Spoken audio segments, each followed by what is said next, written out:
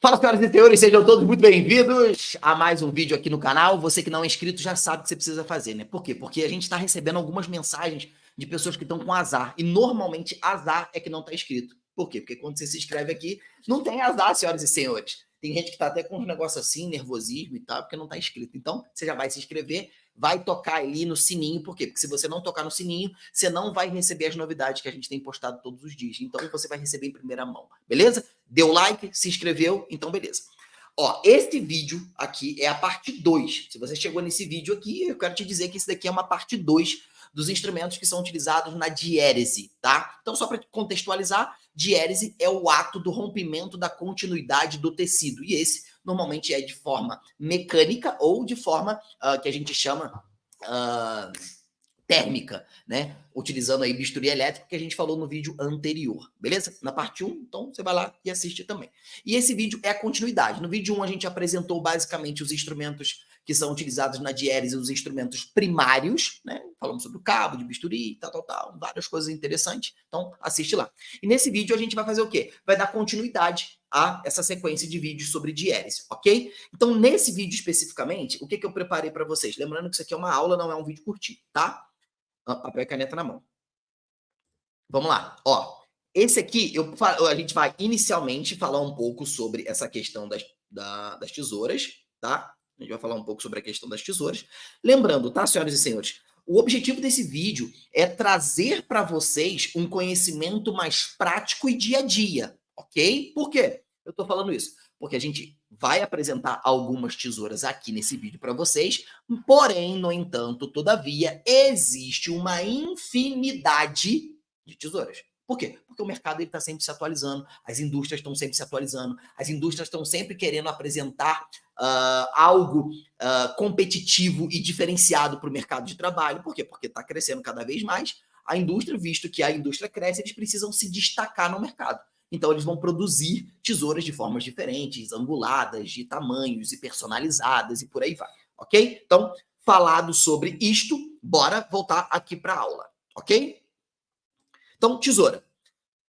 Tesoura são lâminas apostas para dissecção cortante, também podem ser utilizados para dissecção romba ao inserir ou a divulsão também, tá? Essa dissecção romba aqui, a gente pode falar também sobre divulsão. Vocês vão entender o que é isso aqui, tá?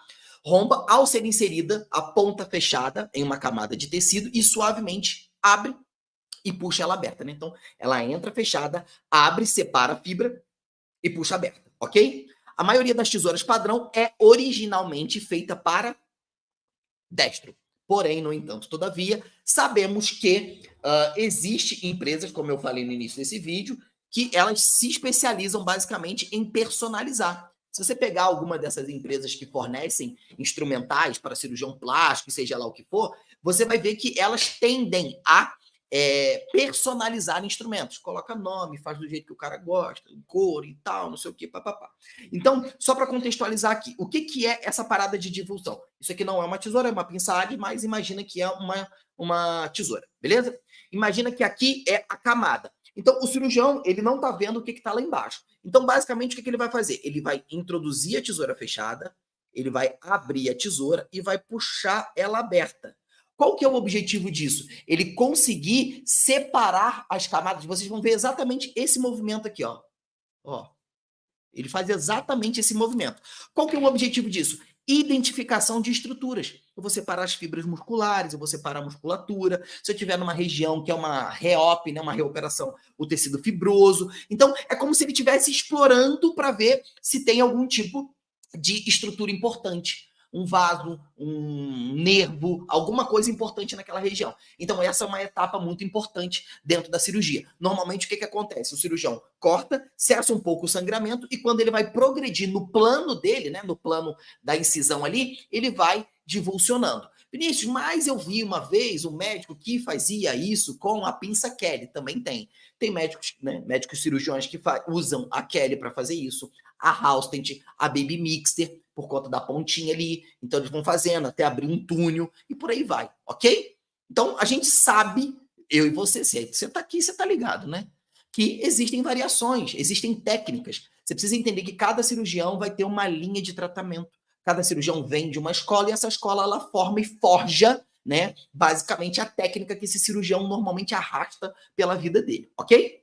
Existem cirurgiões que mudam? Óbvio que existe. Por quê? Porque os caras são inteligentes e os caras estudam. Por isso que eles mudam, tá? Então, basicamente, vocês já entenderam aqui, ok? Aí aqui a gente também falou sobre a questão dos fabricantes, que eles começam a mexer no estilo para poder atender todos os públicos, inclusive aí o pessoal que é canhoto. Vez ou outra eu pergunto, professor, eu sou canhoto, como que eu faço para instrumentar? Treina, meu amigo. Treina, porque o canhoto é bem mais difícil para ele, a gente precisa dizer, tá? As tesouras cirúrgicas vão ser encontradas em algumas variações, tanto em tamanhos, eu posso ter a longa, média, curta, pequena e formas anatômicas diferentes. Angulada, curva, reta, angulada para a direita, angulada para a esquerda, angulada para frente, angulada para trás e por aí vai, ok? Como as tesouras curvas e retas que vão ser utilizadas especificamente em cada tempo operatório. Por que eu falei que estão sem várias formações anatômicas? Porque tem. Porém, as mais utilizadas são essas daqui. E aí, em regra geral, né, a gente percebe que as tesouras curvas normalmente são utilizadas para poder cortar o tecido do paciente e normalmente a reta são tesouras que são utilizadas para cortar algum tipo de material, um fio de sutura, uma compressa, alguma coisa desse tipo, tá? E aí você tem que estar muito atento na cirurgia quando se tratar de tesoura. Por exemplo, existe também uma forma que o pessoal fala, tem a tesoura de cirurgião e a tesoura do auxiliar. O que eles estão querendo dizer? A tesoura de cirurgião é a tesoura curva, a tesoura reta é a do auxiliar, ou a tesoura reta é auxiliar. Então, às vezes, o cirurgião fala assim, tesoura de cirurgião. Ele está pedindo a tesoura curva, ok? Só que aí você precisa ficar atento. Por quê? Porque esse tipo de nome pode confundir a sua cabeça. Porque você vai ver ali na cirurgia, né? Tem um cirurgião principal e tem um cirurgião auxiliar. Aí o cirurgião auxiliar vai falar assim, tesoura. Aí você aprendeu que quando o auxiliar pede a tesoura, é a tesoura auxiliar. Só que às vezes eu tenho que estar atento ao que está acontecendo na cirurgia. Por isso que eu não posso somente entender sobre pinça. Eu preciso desenvolver a mentalidade de um cirurgião, a mente de um cirurgião, para que eu possa ter um diferencial na aplicação e na entrega do meu trabalho. Por isso que eu tenho que te falar que as inscrições, né, da especialização em cirurgia geral, você pode fazer e desenvolver a mente de um cirurgião de forma específica, desenvolvendo segurança, confiança no seu trabalho e se livrando do medo. Por quê? Porque você vai entrar na cirurgia sabendo o que está acontecendo dentro da cirurgia, você vai entrar numa lapa, você sabe quais são os instrumentais que estão ali, você sabe qual que é a sequência cirúrgica, você sabe basicamente qual que é o plano que o cirurgião está seguindo. Por isso que o nosso método tem ajudado centenas de pessoas e você quer transformar a sua carreira, ter um diferencial competitivo e começar a ter uma visão diferente, né, uma visão mais específica, você vai clicar aqui e você vai fazer aí a especialização em cirurgia geral, que eu julgo ser a especialização mais importante, que vai fazer com que você tenha mais segurança e confie mais em você para entrar nesse mercado de trabalho, tá? Por isso, voltando aqui para esse gancho, né? Eu preciso estar prestando atenção na cirurgia e entendendo o que está acontecendo. Por quê? Porque às vezes o cirurgião principal, ele está afastando e ele pediu para o auxiliar cortar. Só que você não sabe o que está acontecendo, está apenas mecanizado aquilo na tua cabeça. Não quer que aqui é cirurgia tesoura do auxiliar, tesoura do cirurgião, se o auxiliar pedir isso, aí você vai e erra a sua instrumentação cirúrgica, tá? Se você também não viu um vídeo que eu postei aqui, eu reagindo ao que 4 cirurgiões gerais estavam dizendo. Eu acho que esses caras são cirurgiões gerais, na verdade, né? E teve um que disse assim, o melhor dos mundos para um cirurgião é quando temos um instrumentador que se antecipa. Basicamente, ele estava falando do meu método, ele nem me conhecia, que a gente tem um método que é o APA, né? Assertivo, preciso, você se antecipar, ser preciso e assertivo, que é o método APA, o mecanismo APA, que está ligado ao PCP, ou seja, desenvolver a mente de um cirurgião para que você se antecipe, seja preciso e assertivo. E ele falou exatamente sobre isso, tá? Então, já fica um alerta e um código aqui para você, ok? E aí, eu preciso estar atento a isso. Porque quando eu não estou atento ao que está acontecendo na cirurgia, eu não consigo ter eficiência. Se eu não tenho eficiência, eu não tenho destaque. Se eu não tenho destaque, eu não tenho reconhecimento. Eu não tenho valorização. Eu não tenho boa remuneração. Tudo isso está concatenado, cara. Existe gente que ganha pouco dinheiro, existe gente que ganha muito dinheiro no mercado. O que diferencia? A maneira com a qual cada um está prestando um serviço. Beleza? Então você precisa estar atento a isso, tá? Essa questão da tesoura aqui. Ok? As tesouras são apresentadas em vários modelos e o instrumentador, através de estudo e busca incessante pelo conhecimento em relação aos instrumentos cirúrgicos, deverá saber identificar cada uma delas, as formas de se utilizar e a passagem, né, de maneira funcional para o médico cirurgião e seus auxiliares, né? Só que, o que você precisa entender? Além de eu dominar sobre os instrumentos cirúrgicos, eu preciso entender sobre a cirurgia para que eu seja mais assertivo, preciso e me antecipe. Pensa nisso. Pensa nisso, tá? Pelo amor de Deus. Tesoura de maio, 15,9 centímetros. Características: tesoura pesada de operação, pode ter pontas romba-romba, fina-fina ou fina-romba. Vocês vão entender o que é isso, tá? Mas em sua grande maioria, as tesouras elas sempre vão se apresentar romba-romba, tá, senhoras e senhores? Na sua grande maioria, ok? Uso.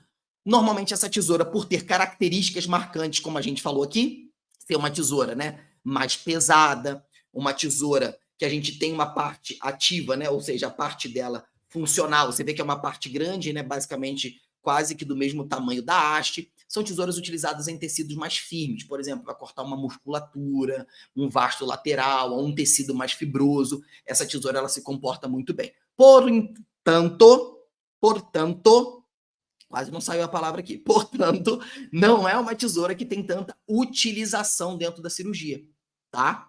Por quê? Porque possivelmente vocês vão estar de frente com esta aqui, que é a tesoura de Metzenbauer, também conhecida como tesoura de cirurgião. E ela é muito presente aí na cirurgia geral, tá? Só na cirurgia geral? Não, em todas. Mas a cirurgia geral, como eu disse, é a base que vai nortear todas as cirurgias. Você sabe cirurgia geral, você vai conseguir desenrolar todas as cirurgias. Por isso, clica aqui no link, tá?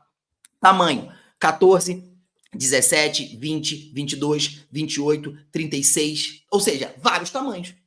Vários tamanhos, tá? Característica: tesoura leve e fina, processo de comparação. Tesoura pesada, tesoura leve e fina. A ponta, mesmo estilo. Ramo, ou parte ativa, ou parte funcional, que a gente pode dizer também, né? Metade do comprimento da haste. Na verdade, ela não tem metade, ela vai ter um terço ali, mais ou menos, tá? Vai ter um terço, mais ou menos. Aqui, ó. Não vai ter metade, não, tá? Então, considere isso daqui. Metade não, ok? Disponível nos estilos curva e reto. A gente já viu anteriormente. Curva é o quê? Curva é o quê? Isso aí. Reta, curva, reta. O cirurgião pediu, preciso estar atento ao que está acontecendo na cirurgia. Né? Preciso estar atento ao que está acontecendo na cirurgia. Tesoura de íris, essa aqui realmente não vai ter variação de tamanho, por quê? Porque ela foi criada, concebida, feita para que ela fosse pequenininha mesmo. Por quê? Porque é uma tesoura delicada, de ponta fina. Apresenta-se nas formas curva e reta e é utilizada em quê? Cirurgias delicadas. Normalmente a gente vai ver cirurgia de mão, cirurgia pediátrica, ela vai ser bem utilizada, vai ser bem funcional nessas especialidades, tá? Cirurgia de mão, cirurgia pediátrica, às vezes no cirurgia plástica, se bem que a cirurgia plástica tem umas outras tesouras bem interessantes que eles gostam de utilizar, tá? Essa daqui também a gente já tem uma questão de ser uma ponta mais fina, ok? Não é uma ponta romba, é uma ponta fina. E aí a gente vai ter essa tesoura de Vistcott, é uma tesoura oftálmica. Porém, no entanto, todavia, eu já vi alguns modelos um pouco parecidos com essa daqui, sendo utilizado em outras especialidades, como neuro, microcirurgia e tudo mais. Obviamente, elas vão ter outros nomes, ok? Só que a gente tem ela mais presente aí na questão da oftalmologia. E aí, vamos lá. Tamanho, 11,4 centímetros, podendo ter alterações normalmente, né, para tamanhos menores por conta da região e a estrutura, beleza? Os ramos são de forma de cunha, ou seja, essa parte aqui, ela é meio arredondada, tá? Essa parte de cima aqui, ela é meio arredondada. Ela não é achatada como as tesouras convencionais, tá? As pontas são fina, ou seja, são bem finas aqui, né? As alças em formato de laço ou mola. Normalmente é mola, tá? Que é a parte, né, do cabo, tem esse formato que a gente chama de mola. Por que a gente tem instrumentos que têm esse formato de mola, professor? Porque a gente tem uma reação e ação mais rápida. Então, eu vou ter uma ação e ela volta rapidamente. Então, isso dá mais precisão para o cirurgião. Isso dá mais direcionamento para o cirurgião. Isso dá cirurgicamente falando, né, mais rapidez, tá? E precisão. Beleza? Isso aqui é igual alicate de unha. Esses instrumentos são utilizados para segmentação. Agora, os outros tipos de instrumentos, tá? Então, aqui a gente encerra tesoura. Aqui, ó. Encerramos tesoura. Aqui a gente já vai entrar nos instrumentos de diérese também, que são utilizados serras. Por quê? Porque nós temos tipos de diérese. Lembra disso da aula anterior, né? Então, se você não lembra, corre lá. Esses instrumentos são utilizados para segmentação óssea, serra, sistema de corte com movimentos oscilatórios, acionamento por gatilho, mais ou menos 30.000, né, repetições por minuto, né, ou oscilações ou movimento, ação por nitrogênio, elétrica ou a bateria. Primeira coisa que eu quero que vocês prestem atenção, olha para cá. O que é oscilação? Ela vai ficar fazendo isso aqui, ó. É assim que ela corta. Ela não corta numa vezada só como uma tesoura. Então, ela faz movimento oscilatório, ok? E aí a gente tem vários tipos de serra, vários modelos. Vai depender da indústria, vai depender de N situações e coisas, tá, senhoras e senhores? Então, aqui, ó, a gente tem, muitos chamam de motor, né? Muitos chamam esse daqui, por exemplo, de perfurador, esse daqui de serra. Mas esses motores aqui, por exemplo, você consegue trocar essa parte aqui, né? Isso aqui sai. Então, às vezes, você só tem uma parte que você pode usar, tanto essa quanto essa. Não necessariamente a gente pode pegar esses dois modelos. Aqui, nesse caso, a gente tem um motor que é utilizado em bala de nitrogênio, que é aquela bala gigantona que fica lá na sala, né? Que tem aqui, ó, um manômetrozinho, que tem um reloginho aqui, né, do manômetro, e tem o bicozinho que vem para cá. Basicamente, você vai pegar essa pontinha aqui, conecta aqui, e essa daqui conecta no manômetro. E aí você abre aqui, vai ver a pressão, tudo certinho, tá? Ela vem nessa caixinha aqui, para poder esterilizar. E eu tenho vários tipos de serra. Vários tipos de serra, tá? Normalmente, a gente vê esse material, por exemplo, muito na ortopedia, tá, senhoras e senhores? Muito na ortopedia. Ortopedia, na neuro, você pode ver um pouco.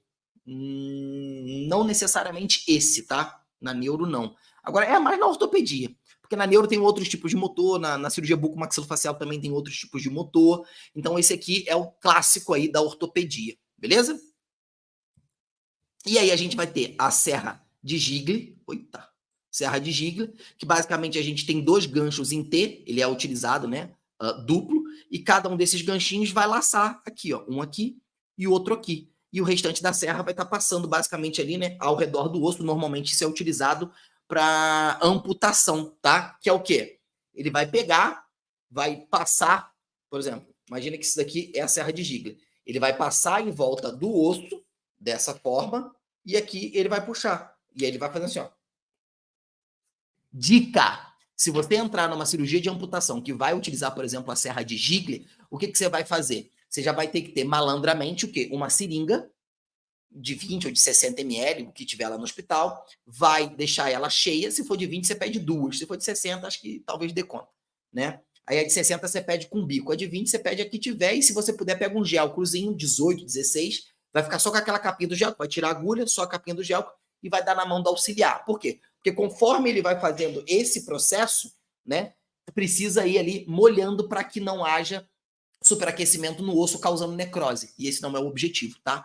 Então, a gente diminui o aquecimento naquela região. A cirurgia bucomaxilo também utiliza muito isso. A neuro, quando vai fazer trepanação, né, utiliza muito isso para a gente poder o quê? Resfriar aquele osso ali para que não haja nenhum tipo de necrose. Chega a sair fumaça real, tá?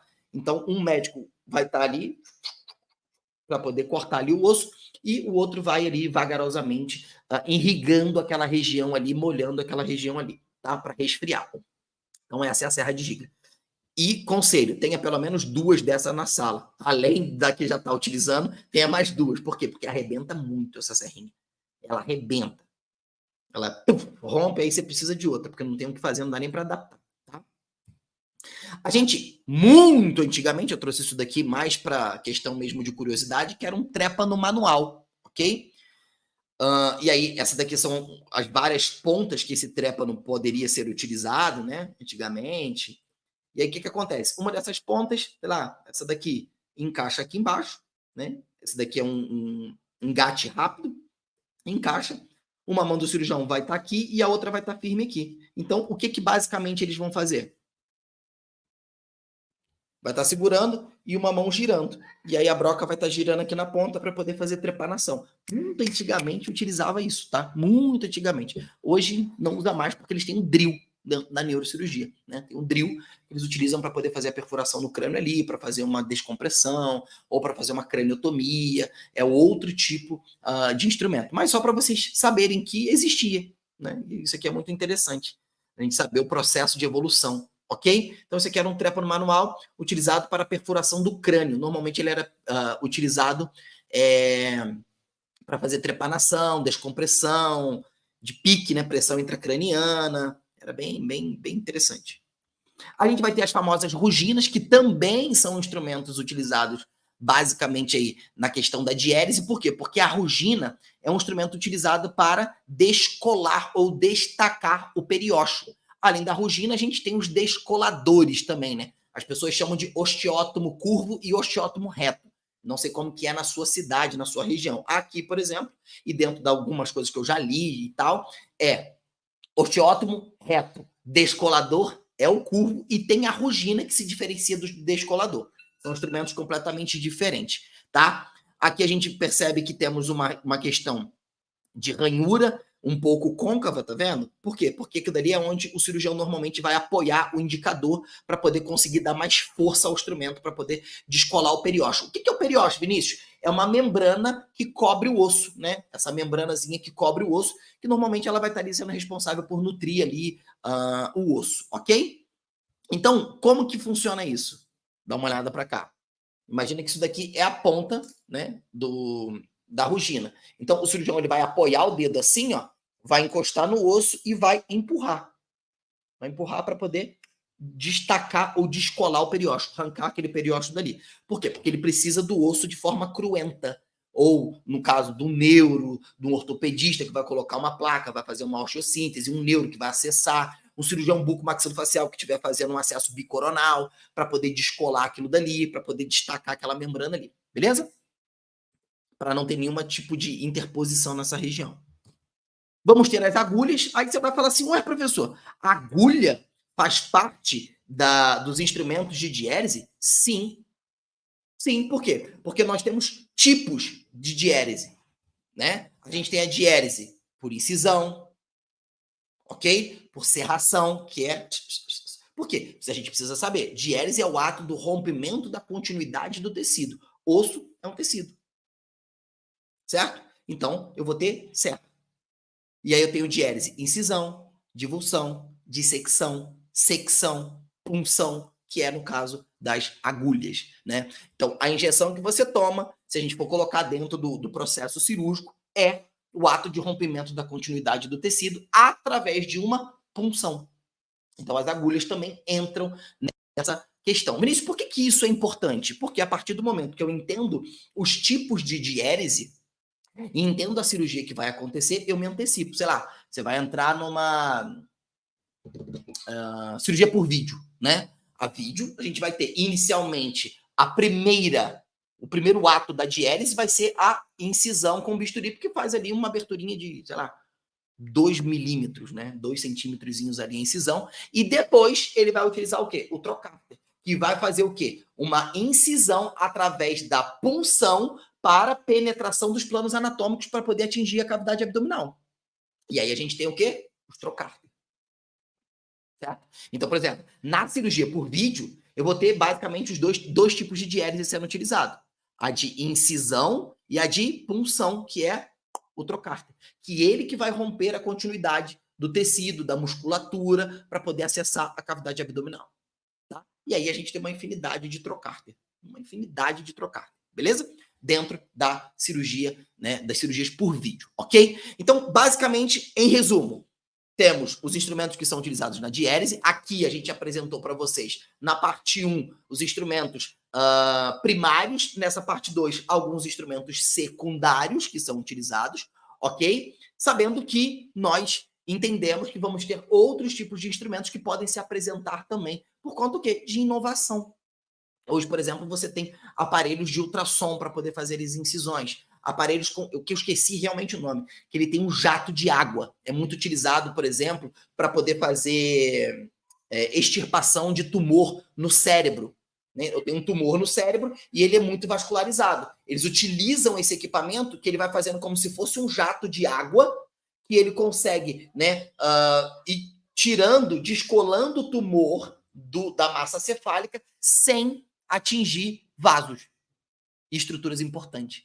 Olha que interessante.